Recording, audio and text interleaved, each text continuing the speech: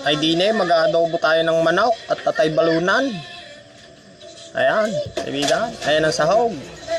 Bawang, sibuyas, sila. Ayan, naglagay na ako ng mantika. Kaya painitin.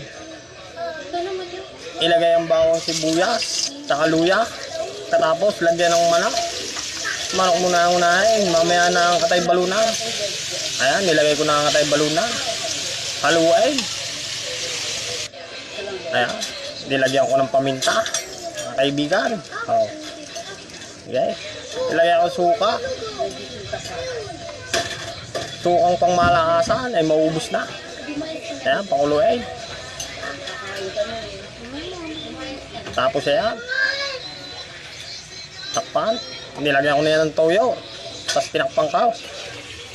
Ayan. Pakuluin. Oh. Ay, nilagyan ko rin yan silin lara, kaibigan. Oh. Ayan, silin lara.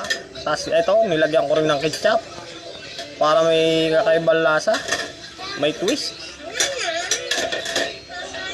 Haluin. Ayan. Tinakpan ko ulit. Ayan, pagbukas. Ay, luto na. Ayan. Ay, may kaning labing na naman tayo, kaibigan, pang malakasan.